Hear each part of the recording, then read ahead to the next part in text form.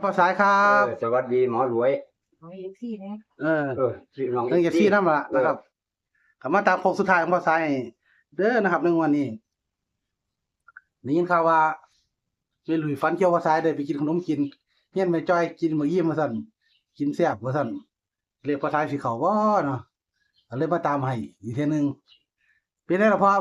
อยู่สงกรานต์บ่ไปหาปลาเด้อ ไปอยู่ขันฮ้อนคือบ่ไปหามาสู่พี่น้องกรุงเทพมาหาเขาอยาก บ่ขายดีบ่ สิไปอยู่ไปสอบปลายหรือสิไปหาหมอนก่อน มวนก็จังมวนมันเมื่อวานนี่มวนมันมื้อครับผมนั่นเด็กเอานะครับก็ตามเพิ่นเก่าแหละสำหรับภาษางวดก่อนคือว่าให้53เด้อพ่อ ให้35เด้35กับ95เด้มันก็หลุยแต้มเดียวเนาะแต่ภาษาเนี่ยก็หลุยดีเด้อบ่ค่อยรุนหลายเด้สังเกตหลายงวดแล้วเอาแต่ตัวเก่ามาออกก่อนนี่มันก็จำบ่ทันบ่ค่อยรุนหลายนะเขาเรียกภาษาน่ะรูปเจระแต้มซั่น เนาะ แล้ว รุนเจอแต้มเนาะเลขวิ่งเพิ่นก็เข้าดีอยู่วันนี้วิ่งตัวใดก็พอลืมถามตัวเลขวิ่ง6นั่นแหละวิ่ง6บ่วันนี้บนรางคือเก่ามี6เด้อนะครับภาษาโอ้พี่น้องมาท่องเที่ยวมาถามหาปลาซิวเด้อ บ่ เพิ่นมีผู้ถามเนาะพ่อเนาะอืมเว้ยวันนี้ได้ปลาคอยใหญ่เด้อพ่อมัน ชื่อจ้ะว้ายระดับภาษาซื่อแม่นแนวว่าล่ะชื่ออยู่ชื่อนำพระเวทอาจารย์เราเป็นผู้ชื่อเด้อเล่าชื่อไว้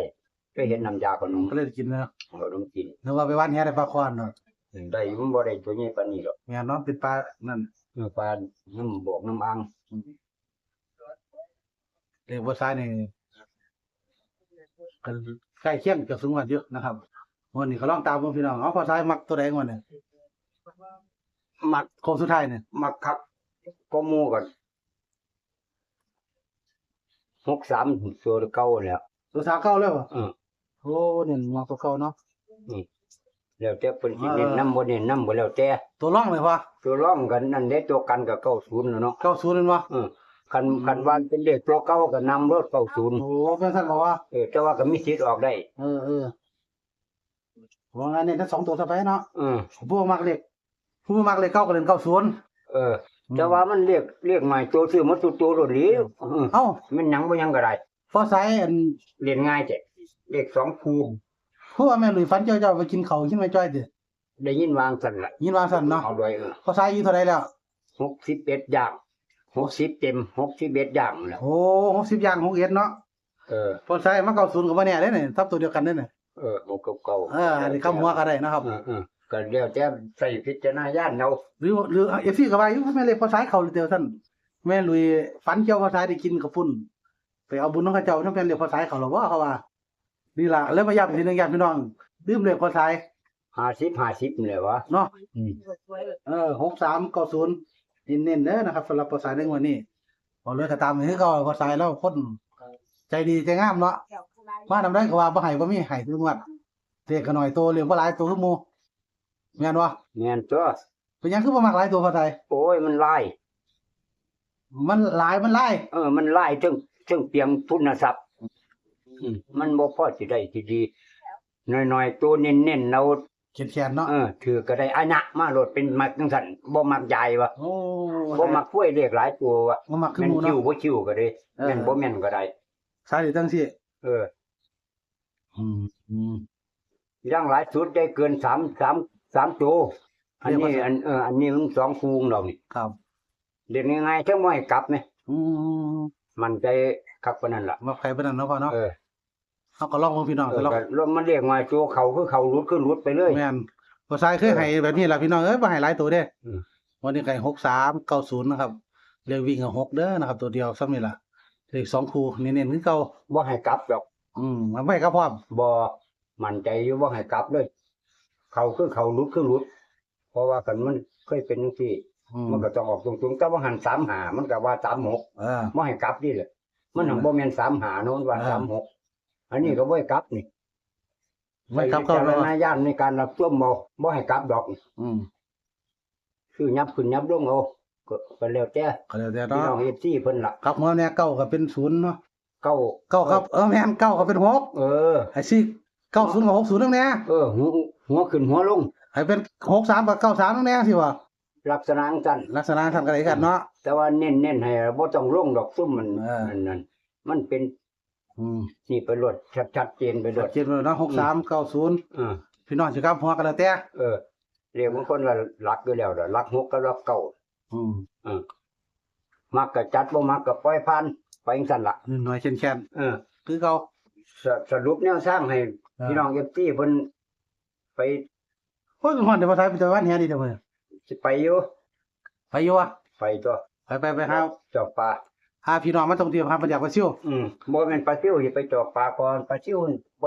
บ่ทันได้จักได้ไปได้มันคนกินที่พด มันกินบ่เพราะว่าไปวันแล้ว วันก็ได้จันแล้ว หอยคั่นกัดอยู่เลย ขายบ่แล้วเป็นแซ่บ เสียบหอยคั่นพาแหนว่าแหนคั่นในภาษาเขามีแหน ๆมีเพื่อนอยู่ ให้มีแหนเนี่ยคั่นอยู่นะครับก็สู่ต่อไปพี่น้องเอ้ยนะครับสำหรับแนวทางเดี๋ยวภาษาทางไฟมีดอกภาษามันจะคนละเหลี่ยมมันเหลี่ยมไม่ต่อมันเลยบ่มีเลยเอาเลยก็ตามนี้ก็ภาษาเลขหน่อยตัวเลขพอหลายตัวเนาะ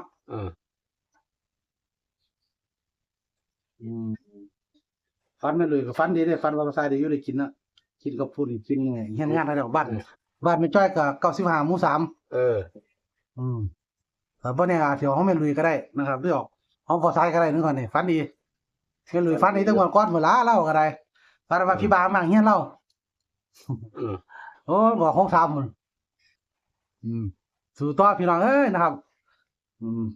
เดี๋ยวก็ตามเรื่องความฝันแม่ลุยนะความฝันภาษาโคสุดท้ายเด้อนะครับ